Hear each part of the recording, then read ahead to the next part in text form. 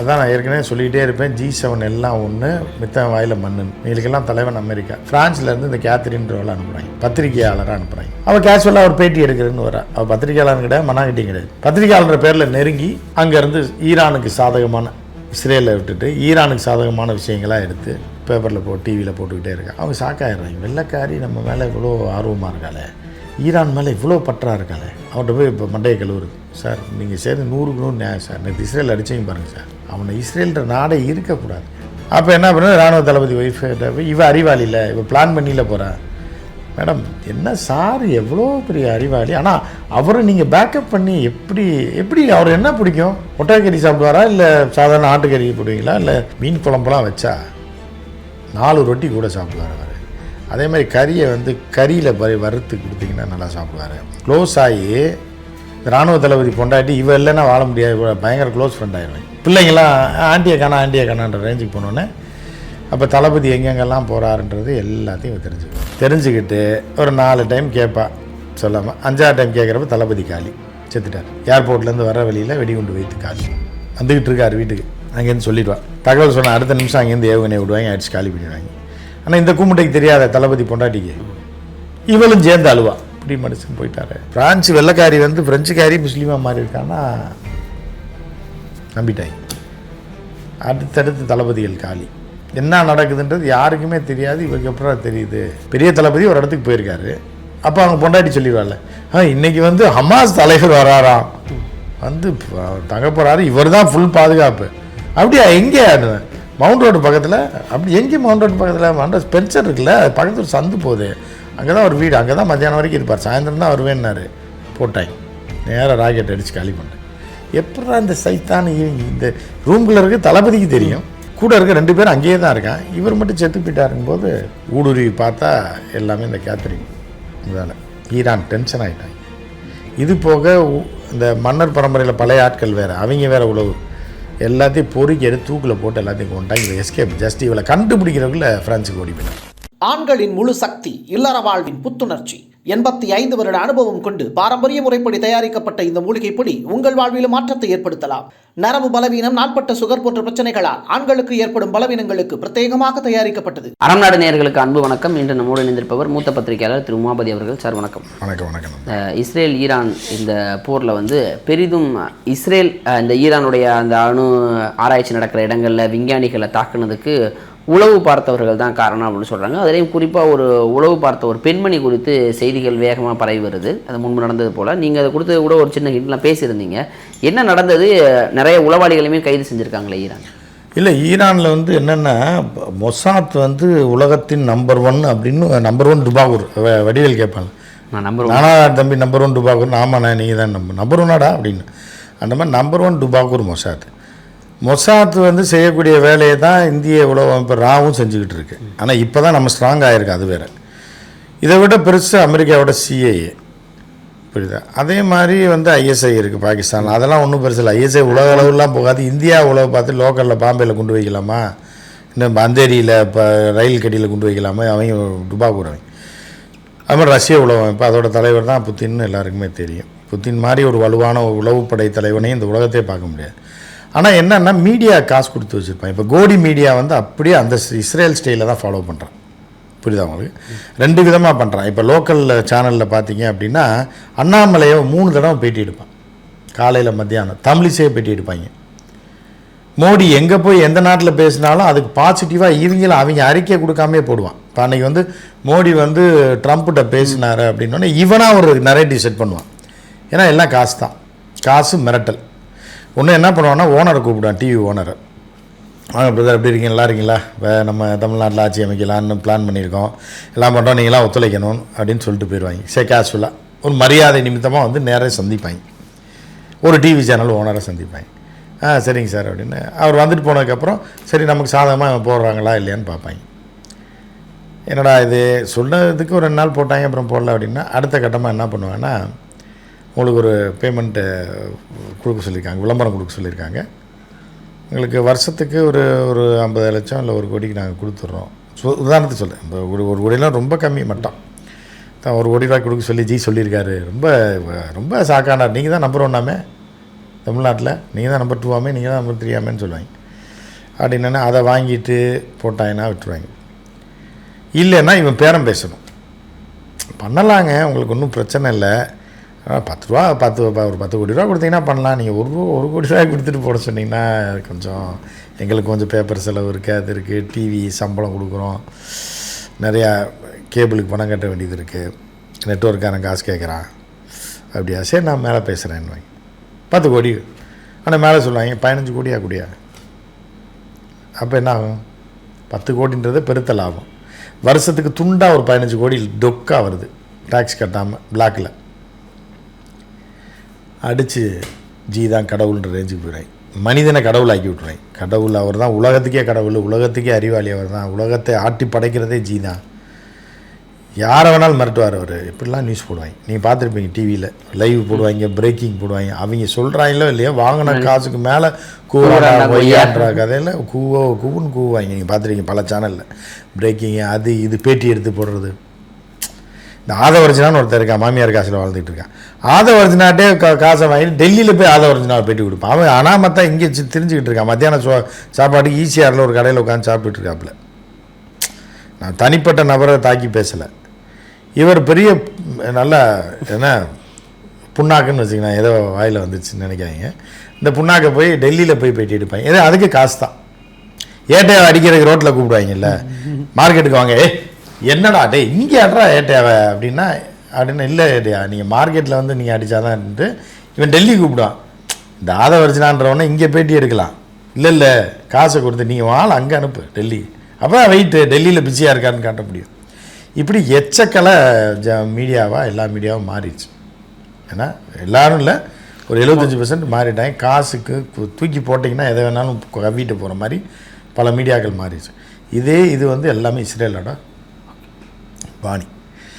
அவன் என்ன பண்ணுவான்னா, ஒரு 100 கோடி இந்தியா, பாகிஸ்தான், பங்களாதேஷ், ஸ்ரீலங்கான்னு இப்படின்னு ஜேர்னலிஸ்ட்டை செலக்ட் பண்ணுவான். அவனுக்கு பயங்கரமாக காசு கொடுக்கும்.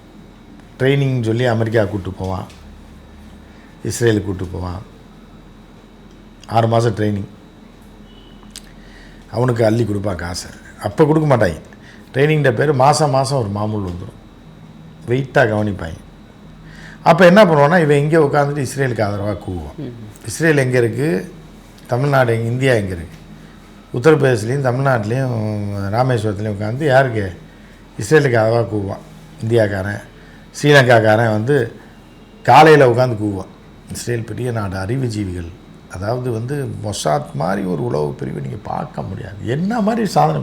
அந்த இவரை எப்படி தூக்குனாங்க தெரியுமா? 1947 1952 அந்த ஜெர்மன் நாசிக்கள் படையோடைய அமைச்சராக இருந்தவர் 92 வயசில் அப்படியே ஒரு தோட்டத்தில் உட்காந்துருக்காரு. திடீர்னு அங்கே புகுந்து அவரை தூக்கிட்டு தனி விமானத்தில் எஸ்கேப் ஆகிறாங்க. இப்படிலாம் போடுவாங்க. இங்கே யூடியூப்பில் போனீங்கன்னா பல இது எல்லாமே காசு கொடுத்து கூவுறது தான். கம்பி கட்டுற கதையை கட்டி விடுவாங்க. அதை வேறு எந்த நாடு செய்யாது, இஸ்ரேல் செய்யும். அதனால் இஸ்ரேல் பெரிய நாடுன்னு சொல்லுவாங்க. இப்படி இருக்கும்போது அதே நேரத்தில் உளவு பிரிவு எங்களுக்கு ஸ்ட்ராங்காக வச்சுருப்பாங்க. அவனுக்கு சம்மந்தம் இல்லாத நாட்டிலலாம் ஆளை போட்டு வச்சுருப்பான். இந்தியாவுக்கு அவனுக்கு சம்மந்தம் இல்லை, ஆனால் இங்கே அவனோட ஆள் இருப்பான். இப்படி இருக்கும்போது ஈரானில் என்ன பண்ணுறாங்கன்னா, எப்படி பண்ணுவாங்க அப்படின்னா, இப்போ ஒரு அமைச்சர், உதாரணத்துக்கு நம்ம ஊரில் எடுத்துங்களேன், நம்மளே அரசியல் நம்ம பத்திரிகையிலேருந்து பார்த்த வரைக்கும் சொல்கிறேன். இப்போ வந்து இப்போ இவரே எடுத்துக்கலாம், உதயநிதி ஸ்டாலின். இப்போ உதயநிதி, இப்போ நான் ஜேர்னலிஸ்டத்துக்கு வரேன். இப்போ நான் வந்து ஒரு ஜேர்னலிஸ்ட். நான் என்ன பண்ணுவேன், ஆஸ் அ 2 பேர் தான் அவரை ஃபாலோ பண்ண முடியும். உதயநிதி ஸ்டாலினோட ஷெட்யூல் யாருக்கு தெரியும்? உதாரணத்துக்கு தான் உதயநிதி ஸ்டாலின் சொல்கிறேன், ஏன்னா அமைச்சராக இருக்கிறதுனால. உதயநிதி ஸ்டாலினோட ஷெட்யூல் யாருக்கு தெரியும்? உதயநிதி ஸ்டாலினோட பிஏக்கு தெரியும், உதயநிதி ஸ்டாலினுக்கு தெரியும். 2வதா 3வதா டிரைவருக்கு தெரியும். 4வதா அவங்க வீட்டில் உள்ளவங்களுக்கு தெரியும். இங்கே போகிறேன்னு சொல்லிட்டு, ஏன்னா சொல்லிட்டு போகிறேன், ஒய்ஃப்ட்ட சொல்லிட்டு போகிறேன், என்ன எங்கே கிளம்பிட்டீங்க, வேகமாக கிளம்புறீங்க, இல்லை இன்றைக்கி வந்து சைதாப்பேட்டையில் ஒரு கூட்டம் இருக்குது 12 மணிக்கு. 12 மணிக்கு வந்தீங்களா? இல்லை நான் 2 மணி ஆகும், அங்கே மந்தவெளியில் ஒரு மாநாடு இருக்குது, அதை அட்டன் பண்ணிவிட்டு 2 மணிக்கு தான் வருவேன், அதனால் சாப்பாடு எடுத்து வைங்க, இது ஏதோ ஒன்று இல்லை ஆஃபீஸ் கொடுத்து ஏதோ சொல்லுவாங்க. அப்போ அவங்க மனைவிக்கோ வீட்டில் இருக்கவங்களுக்கு தெரியும். ஸோ இப்போ எனக்கு எப்படி தெரியும்? அப்போ நான் வச்சுருக்க சோர்ஸ் தான் எனக்கு முக்கியம். அப்போ உதயநிதி ஸ்டாலின் உதாரணத்துக்கு காரில் ஏறுறான்னு வைங்க, காரில் ஏறும்போது அவர் கூடயே ஒரு அந்த பகுதி செயலாளர் யாரோ ஒருத்தர் எப்போவுமே ரெகுலராக இந்த ஏரியாவுக்கு போனால் கூட இருப்பார். ஒன்றும் அவர் எனக்கு தெரிஞ்சதுன்னா அடிப்பேன். நான் தலைவர் எங்கே போகிறாரு, சேதாப்பேட்டைக்கு போகிறாரு, அப்புறம் சேதாப்பேட்டைக்கு போயிட்டு அடுத்து மந்தவெளிக்கு போகிறாரு. அப்படியா, சரி ரைட்டு ஓகே அப்படின்றாங்க. அப்போ இதுதான் சோர்ஸ். அப்போ இது யாராக இருப்பாங்க, திமுககாரங்களாகவும் கூட இருக்கிற ஆட்களாகவும் இருப்பாங்க. இப்போ நான் வந்து 3வது ஆள், பத்திரிகைக்காரன்ற போர்வையில் உள்ள நுழையலாம், இல்லை உளவாளின்ற பேரில் உள்ள நுழையலாம். இது எப்படின்னு நான் சொல்கிறேன். இப்போ நான் ஒரு பத்திரிக்கைக்காரன், இப்போ இவரை பிடிக்கணும், துணை முதலமைச்சரை எங்கே இருக்காரு, ஒரு பேட்டி எடுக்கணுமா, இல்லை அவரை பார்க்கணும் அப்படின்னு நினைக்கிறேன் அப்படின்னா நான் நேராக அவர் பிஏக்கு அடிச்சிடுவேன். ஏன்னா அவர் பத்திரிக்கைக்காரன், எனக்கு அவர் நம்பர் தெரியும், அவர் துணை முதலமைச்சர் நம்பரும் இருக்குதுன்னு வச்சுங்களேன். நான் என்ன அடிப்பேன், அவருக்கு அடிக்க மாட்டேன், பிஏக்கு அடிப்பேன். அண்ணா எங்கே இருக்கார், இல்லை தம்பி எங்கே இருக்கார், இவர் இருக்க அமைச்சர் எங்கே இருக்கார். அடித்த உடனே அவர் சொல்லுவார், அப்படியா இன்றைக்கி பார்க்கணுமா, இன்றைக்கி முடியாத, இன்றைக்கி இல்லை இன்றைக்கி என்ன இதை இங்கேன்னு சொல்லுங்கள், நான் வந்து பார்த்துட்டு வந்துடுறேன், 2 நிமிஷம் தான். சைதாப்பேட்டை போகிறாரு, அதுக்கு அடுத்து சரி சைதாப்பேட்டை போனால் நான் அவ்வளோ சீக்கிரம் வர முடியாது, அடுத்து மந்தவெளி. அப்போ தெரிஞ்சிருதான் எனக்கு ஒரு பத்திரிக்கையாருன்னா நான் தெரிஞ்சிடும். புரியுதா? இதுக்கு அடுத்த சோர்ஸ் நம்பர் 2 என்ன அப்படின்னா டிரைவர். இந்த டிரைவர் தான் இந்த உலகத்திலேயே சாதாரண விஷயம் கிடையாது. ஒரு தலைவன் பத்திரமாக பயணிப்பதற்கு காலம் பூரா இப்போ கலைஞர் இருந்தார், அவருக்கு ஒரு டிரைவர் இருந்தார், 35 வருஷம் இருந்தார், அதுக்கு முன்னாடி டிரைவர் இருந்தார். அதே மாதிரி அம்மையார் ஜெயலலிதாவுக்கு ஒரு டிரைவர், 2 டிரைவர் இருந்தாங்க. அந்த அம்மா காலம் போன வரைக்கும் அவரை பாதுகாத்தார்கள். இப்படிப்பட்ட டிரைவர்களும் இருப்பாங்க. அதே தலைவனை கொண்டு போய் செவுத்தில் சாத்தி கொள்வது, காசை வாங்கிட்டு கொள்றவனும் இருக்கான். அதுக்கப்புறம் அந்த தலைவர் சென்றதுக்கப்புறம் இப்போ எடப்பாடி போன்றவர்கள் அந்த இது நடந்துச்சு ஊட்டி கொலையில், அந்த மாதிரி உள்குத்து வேலை எல்லாமே தெரிஞ்சதை வச்சு உள்குத்து வேலை பார்த்து அவனே செத்து போகிறவனு இருக்கான். ஸோ அப்போ டிரைவர். 2வது மனைவி எப்போ வேணாலும் கேட்கலாம்ல. இப்போ துணை முதலமைச்சர் நான் ஃபோன் போட முடியாது, எடுக்கலைன்னா என்ன பண்ணுவீங்க, எடுக்க முடியாது. ஆனால் மனைவி போட்டால் எடுத்துகிட்டு வரல. அப்போ மனைவியை நெருங்கணும், டிரைவரை நெருங்கணும், பிஏவை கைக்குள்ளே போடணும். இந்த 3 டைரக்ஷனில் அவங்களுக்கு நம்ம இணக்கமாக க்ளோஸ் ஆனால் இவரோட மூமெண்ட்டை நம்ம தெரிஞ்சுக்கலாம். நான் உதாரணத்துக்கு தான் சொல்கிறேன். அப்படி இருக்கும்போது என்ன பண்ணுறாங்க, இல்லை இராணுவ தளபதி நெருங்கணும்னா அவங்க மனைவியை நெருங்கினா போதும், இல்லை மகனை பழக்கம் பிடிச்சிட்டா போதும், இல்லை மகளை பழக்கம் பிடிச்சிட்டா போதும்.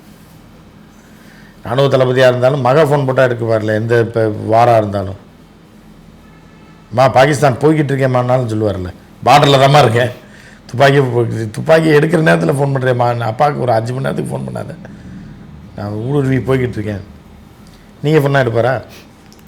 தெரிஞ்சவர், வீட்டுக்காரர், வீட்டு ஓனர், வீட்டு ஓனர்லாம் கிடையாது சொல்கிறேன், வேறு யாராவது பேசினா கூட எடுக்க மாட்டாங்க. மகனோ அம்மாவோ ஒய்ஃபோ பேசினா எடுப்பாங்கள்ல. அப்படி அவர்களை நெருங்கினா மட்டும்தான் இவர்களோட மூமெண்ட் வாட்ச் பண்ண முடியும். அவர்கள் மூமெண்ட் தெரிஞ்சால் அவர்களை போட்டுடலாம். இதுதான் இஸ்ரேல் செஞ்சது, சில வருடங்களாக செஞ்சு தான் 3 இராணுவ தளபதிகளை போட்டு தள்ளிட்டாங்க. எப்படின்னா இந்த யார் பேர் கேத்ரின், இந்த கேத்ரின்றவளை வந்து அதான் நான் ஏற்கனவே சொல்லிகிட்டே இருப்பேன், G7 எல்லாம் ஒன்று, மித்த வாயில் மண்ணுன்னு.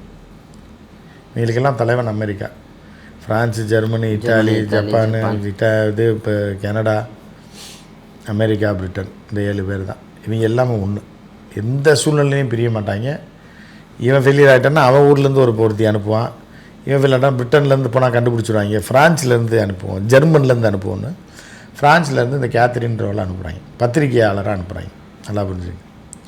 அவள் கேஷுவலாக ஒரு பேட்டி எடுக்கிறதுன்னு வரா, அவள் பத்திரிகையாளர்னு கிடையாது, மண்ணாங்கிட்டையும் கிடையாது, பத்திரிகையாளர் பேரில் நெருங்கி அங்கே உள்ள ஒரு சேனலும் அந்த கவர்மெண்ட்டும் டைப் போட்டிருக்கோம், உன் சேனலில் இவளை வேலைக்கு சேர்த்துக்க, இவளை பத்திரிகையாளராக வச்சுக்க, இவளை வந்து ஈரானில் போய் பேட்டி எடுக்கிறதுக்கு அனுப்ப போகிறோம் நாங்கள் உளவு பிரிவுலேருந்து அப்படின்னா அவன் ஓனர் சேர்த்துப்பான்.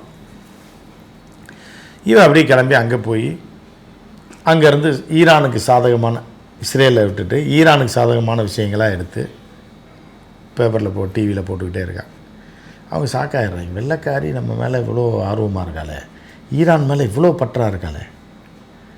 அவன்கிட்ட போய் இப்போ மண்டையை கழுவுறது, சார் நீங்கள் சேர்ந்து 100க்கு 100 நியாயம் சார், நேற்று இஸ்ரேல் அடித்தவங்க பாருங்கள் சார், அவனை இஸ்ரேல்ன்ற நாடே இருக்கக்கூடாது, இந்த ஃப்ரான்ஸையும் அடிக்க, நான் ஃப்ரான்ஸில் தாங்க பிறந்திருக்கேன், நான் சொல்கிறேன் இதுக்கெல்லாம் காரணம் ஃப்ரான்ஸு தான், அவனே ஒரு நாள் நீங்கள் விட்டுறாதீங்க. மண்டையை கழுவும்போது இப்படி இருக்கா. இதையும் தாண்டி வந்து என்ன, முஸ்லீமில் ஒரு விஷயம் சொல்லுவாங்க, அது வந்து எப்படின்னா ஒரு சில விஷயங்கள் சொல்லுவாங்க, ஏன்னா பிற மதத்தினர் வந்து இருந்தாங்க அப்படின்னா அவர்கள் அது இதிலே இருக்குது, குரான்லேயே இருக்குது.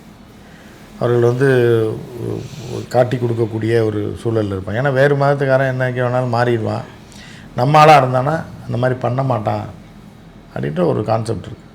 அதனால் இவன் என்ன பண்ணுறா, இன்னும் அவர்களுக்கு நம்பிக்கையை ஏற்படுத்துறதுக்காக ஷியா முஸ்லீமாக மாறி பேரையும் மாற்றி பர்தாலாம் போடுறான். அதாவது ஈரானில் உள்ள பல பேர் ஜாலியாக சுற்றிட்டு இருப்பாங்க, பேண்ட் ஷர்ட் ஜீன்ஸ் பேண்ட் போட்டு தான் சுற்றிட்டு இருப்பாளுங்க சிட்டிக்குள்ளே, எங்கே அவரோட தலைநகரத்தில். இங்கே பர்தாலாம் போட்டு அந்த இராணுவ தளபதி பேட்டி எடுக்கிறது, அப்புறம் சார் வந்துருச்சு பார்த்தீங்களாங்கிறது, அவர் பார்த்து சந்தோஷப்பட்டார், சார் இன்னொரு பேட்டி ஒன்று வேணும் சார்ன்றது, அப்படி போகிறது சார். அப்புறம் கேஷுவலாக பொம்பளைனா எல்லாத்தையும் வளர்த்துருவாங்கல்ல சார். அப்புறம் உங்களுக்கு எத்தனை பிள்ளைங்க சார்? எனக்கு ஒரு 7 பையன் ஒரு 2 பொம்பளை பிள்ளை. அப்படியா, எங்கே சார் இருக்குது நம்ம வீடு? ஒரு நாளைக்கு வீட்டுக்கு கூடுங்களேன் சார், உங்கள் ஒய்ஃபை பேட்டி எடுத்து போடணும், அவங்க எப்படி சமைப்பாங்க, இவ்வளோ பெரிய தளபதியை எப்படி அவங்க பாதுகாக்கிறாங்க, அவங்கள பற்றி ஒன்று எடுக்கணுன்னா. சரி நல்லா போட்டாலே, நம்ம 2 டைம் பேட்டி எடுத்தா, ஈரானை இவ்வளோ புகழ்றா, முஸ்லீமாக வேறு மாறிட்டா, இங்கேயே தங்கிடுறேன்றா, அண்ணன் கொண்டு போய் ஒய்ஃப்கிட்ட இன்ட்ரடியூஸ் பண்ணி வைக்க. அந்த லூசுகளுக்கு என்ன தெரியும், வீட்டில் இருக்க ஹவுஸ் ஒய்ஃபுக்கு எல்லாத்தையும் வளருக்கேன், வீட்டுக்காரருங்க நம்ம ஊரில் பார்த்தீங்கன்னா சொல்லி எல்லாத்தையும் வளரி கொட்டிடுவாளுங்க தெரியுமா சில பேர்.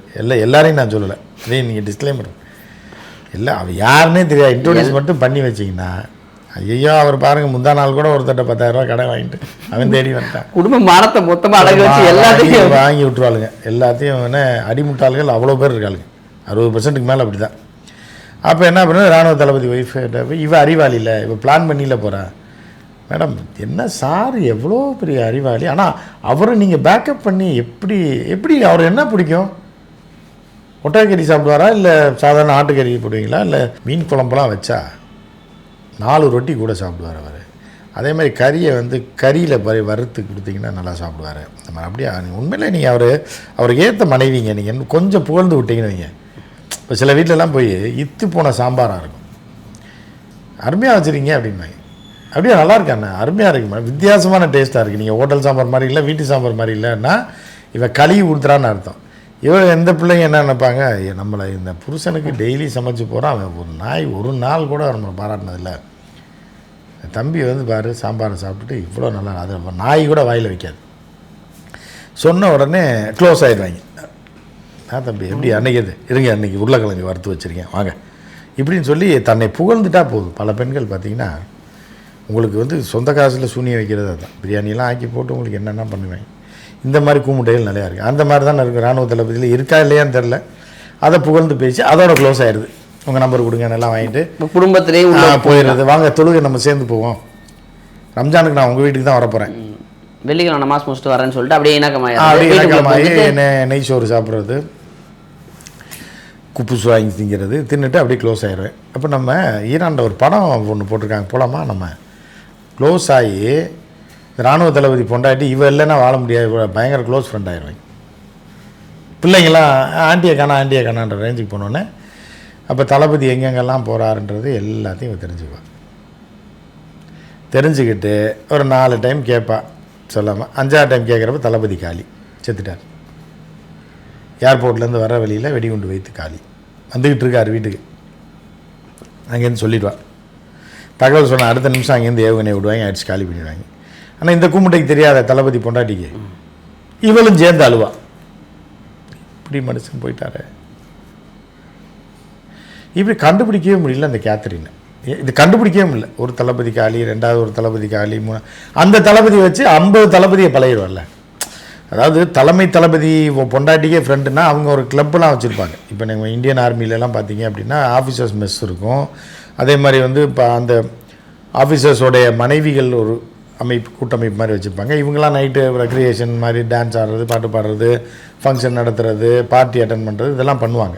அப்போ ஒரு பார்ட்டியில் போயிட்டீங்கன்னா 50 பேரை பிடிச்சிடலாம், எல்லாத்தையும் நம்பர் வாங்கிடலாம். அவங்க வீட்டுக்காரர் அப்படி அவர் கப்பற்படையில் இருக்காரா, அப்படியா, சரி அடுத்து சாத்தான் இவன் தான் காலி பண்ணணுன்ட்டு ஒரு ஹீரோ பார்க்குறது, ஒரு ஹீரோ கல்யாணத்துக்கு போனால் எல்லா ஹீரோயும் பார்த்தலாம், அந்த இடத்துல பழக்கம் ஏற்படும். அந்த மாதிரி அந்த உளவாளி எல்லா விஞ்ஞானிகளையுமே கண்காணித்து எல்லாத்தையும் பழகிடுறா. ஒரு 6 மாதம் 1 வருஷம் நம்பகத்தன்மையாக அப்படியே வருஷக்கணக்காக போயிட்டுருக்கு. நம்ம பிள்ளைன்ற மாதிரி ஆயிடுறா, முஸ்லீமாக வர மாதிரிதான்ல. உடனே அவங்க பெருமைப்படுவாங்க, பிரான்ஸ் வெள்ளைக்காரி வந்து ஃப்ரெஞ்சுக்காரி முஸ்லீமாக மாறி இருக்கான்னா நம்பிட்டாங்க. அடுத்தடுத்து தளபதிகள் காலி, என்ன நடக்குதுன்றது யாருக்குமே தெரியாது. இவருக்கு எப்படா தெரியுது, புரியுதா? பெரிய தளபதி ஒரு இடத்துக்கு போயிருக்காரு, அப்போ அவங்க பொண்டாட்டி சொல்லிடுவாள்ல, இன்றைக்கி வந்து ஹமாஸ் தலைவர் வராராம் வந்து தங்க போகிறாரு. இவர் தான் ஃபுல் பாதுகாப்பு. அப்படியா? எங்கே? மவுண்ட் ரோடு பக்கத்தில். அப்படி எங்கே மவுண்ட் ரோடு பக்கத்தில்? மவுண்ட் ஸ்பென்சர் இருக்குல்ல, அது பக்கத்தில் ஒரு சந்து போகுது, அங்கே தான் ஒரு வீடு, அங்கே தான் மத்தியானம் வரைக்கும் இருப்பார், சாயந்தரம் தான் வருவேன்னாரு. போட்டாங்க, நேராக ராக்கெட் அடித்து காலி பண்ணிட்டேன். எப்படா இந்த சைத்தான் இந்த ரூம்குள்ளே இருக்க தளபதிக்கு தெரியும், கூட இருக்க 2 பேரும் அங்கேயே தான் இருக்கான், இவர் மட்டும் செத்து போயிட்டாருங்கும்போது ஊடுருவி பார்த்தா எல்லாமே இந்த கேத்தரின் வேலை. ஈரான் டென்ஷன் ஆகிட்டாங்க. இது போக இந்த மன்னர் பரம்பரையில் பழைய ஆட்கள் வேறு, அவங்க வேறு உழவு எல்லாத்தையும் பொறுக்கி எடுத்து தூக்கில் போட்டு எல்லாத்தையும் கொண்டாங்க. இவங்க எஸ்கேப் ஜஸ்ட் இவளை கண்டுபிடிக்கிறவங்கள ஃப்ரான்ஸுக்கு ஓடி போயிட்டான், எஸ்கேப் ஆகிட்டான். இப்போ இது மாதிரியான உளவாளிகள் தான் இப்போ இந்த அணு ஆயுத விஞ்ஞானிகளுடைய இறப்பு அதை கண்டுபிடிச்சதுனால தான் இப்போ ஈரான் அடிக்கிற குண்டு பூரா இப்போ இஸ்ரேலுக்குள்ளே விழுகுது. அதுக்கு முன்னாடி எதுவுமே விழுகலை. எந்த சண்டையில் எல்லாத்துலேயும் ஈரான் மரண தோல்வி, தளபதியை கொண்டு போடுறாங்க, நம்ம ஊருக்குள்ளே புந்து குண்டு வைக்கிறான், எப்படா வைக்கிறான்றது கண்டுபிடிக்க முடியல, நம்ம ஒரு ஆக்ஷன் எடுக்க போகிறதுக்கு முன்னாடி அவனுக்கு எப்படி தெரியுதுன்னு தெரியல எப்படின்னு சொல்லி தேடிக்கிட்டு ஒரு 10 உளவாளியே இந்த ஒரு 10 நாளில் தூக்கு போட்டு கொண்டிருக்காங்க. இப்போ அதான் மேலும் 24 பேர். அதனால தான் வெற்றி. அமெரிக்கா பயந்து ஓடுறதுக்கு காரணம் அதுதான். இப்போ உளவாளிகளை வீக் ஆக்கிட்டாங்க. அதனால ஈரானுக்கு ஒரு பெரிய சதங்கும் போது இந்த போர் எதுக்காக போகுதோ அந்த அணு ஆயுதத்தில் உற்பத்தி அடுத்த ஸ்டேஜுக்கு போய் சோதனையே செஞ்சு முடிச்சிட்டாங்க ஈரான் அப்படின்னு ஒரு செய்தி வந்திருக்கு. அதான் இன்னைக்கு காலையில் அதுதான் உலகம் பூரா. ஏன்னா 5.1 ரிக்டர் அளவுகோலில் வந்து ஒரு நிலநடுக்கம் மாதிரி ஏற்பட்டிருக்கு, ஒரு நில அதிர்வு ஏற்பட்டிருக்கு அப்படின்னு சொல்லி சேட்டலைட் இமேஜில் அவங்க கண்டுபிடிச்சிருக்காங்க. யார்? யூஎஸ் கண்டுபிடிச்சிருக்காங்க. அப்போ இது நில அதிர்வுலாம் அங்கே வரல. ரிக்டர் அளவுகளில் இவ்வளோ இருந்தாலும் அது குறிப்பிட்ட இடத்துல மட்டும்தான் இருக்கா. நில அதிர்வுன்றது ஒரு 5.1 ஒரு சென்டரில் வருதுன்னா அது வந்து 1000 கிலோமீட்டர், 500 கிலோமீட்டர், 100 கிலோமீட்டர், 200 கிலோமீட்டர் வரைக்கும் வீக் ஆகிட்டே போயிட்டே இருக்கும். இங்கே அடிக்கிறது 5.1, 4.8, 5, 3, 2ன்னு போய் முடியும். இது வந்து அந்த இடத்துல மட்டும் அணைஞ்சிட்டு ஒரு ஷார்ட் டிஸ்டன்ஸில் முடிஞ்சிருச்சு. ஸோ அப்போ இது வந்து நில அதிர்வு கிடையாது, இது வந்து அணு ஆயுத சோதனை நடத்தியிருக்காங்கன்றது தான் இப்போ இன்றைக்கி பரபரப்பாக பேசப்படக்கூடிய டாபிக். இப்போ அணு ஆயுத சோதனையை முடிச்சிட்டாங்க, அதை முடிக்கக்கூடாதுங்கிறதுக்காக தான் இஸ்ரேல் பாடுபட்டுச்சு. ஒருவேளை முடிச்சுன்னா இதுக்கப்புறம் இப்போ இனி அல்ல எடுத்து ஓட வேண்டியதான். நீ பேச்சுவார்த்தைக்கு தான் வருவாங்க, இல்லைன்னா இஸ்ரேலில் தூக்கி போட்டோம். ஏன்னா எந்த குண்டு போட்டாலும் இஸ்ரேலில் போய் விழுகுதுன்றது தெரிஞ்சு போச்சு. அடி அங்கேயே 2 ஃபாட்டா ஏவுகணையில் நல்லா அடைச்சி அணு ஆயுதத்தை அடைச்சி இவன் நெதன்யா வீட்டு பக்கம் ஒன்று, இவன் வெளியுறவுத்துறை அமைச்சர் வீட்டு பக்கம் ஒன்று கொண்டு போய் ராணுவ தளவாடத்தில் ஒன்று, டெல்லி ஏர்போர்ட்டில் ஒன்று போட்டு, பென்குரியன் ஏர்போர்ட்டில் ஒன்று போட்டாங்கன்னா டோட்டலாக இஸ்ரேல் முடிஞ்சு போயிடும், செத்து போயிடுவான்ல. இப்போ நீங்கள் ஒரு இடத்துல குண்டு இந்த வீட்டில் மட்டும் போடுறான்னா 10 வீட்டு தான் பாதிக்கும். அணு ஆயுதம் போட்டோன்னா 10,000 இந்த ஏரியாவை வளசரவாக்கம், விருகம்பாக்கம் பூராமே காலி ஆயிரும்.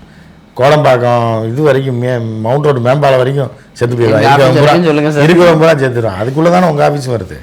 ஸோ இப்போ இந்த பக்கம் பார்த்தீங்கன்னா இப்போ பூந்தமல்லி போரூர் வரைக்கும் கோர்ட் வரைக்கும் போயிடும், பூந்தமல்லி கோர்ட் வரைக்கும் காலி ஆயிடும் எல்லாம்.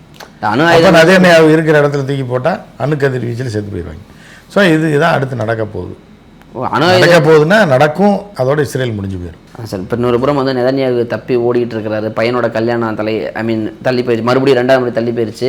அவங்க எங்கே பாதுகாப்பாக இருக்காங்களா நெதன்யாகு குடும்பம், அதை நோக்கி இஸ்ரேல் மக்களும் போகிறாங்க. நீங்கள் மட்டும் சேஃபாக இருந்துன்னு எங்கள் மக்களை பலியிடுறீங்களா, பகடக்காயா பயன்? அது பெரிய எல்லா இடத்துலையும் இந்த மாதிரி சர்வாதிகாரிகளை மக்கள் புரட்சி செய்து அவங்களே கொண்டுருவாங்க, இல்லை அவனே தூக்கு போட்டு சாக விட்டுருவாங்க. அந்த நிலை வந்து விரைவில் நெதன்யாகு வருவதற்கான வாய்ப்பு இருக்குது. ஓகே சார், அது கூடிய பார்ப்போம். அப்போ ஈரான் வந்து கை ஓங்கி இருக்கிறது, பல தாக்குதலை மேற்கொண்டு வர்றாங்க பல்கலைக்கழகம் என்று பல வேறு இடங்களில்.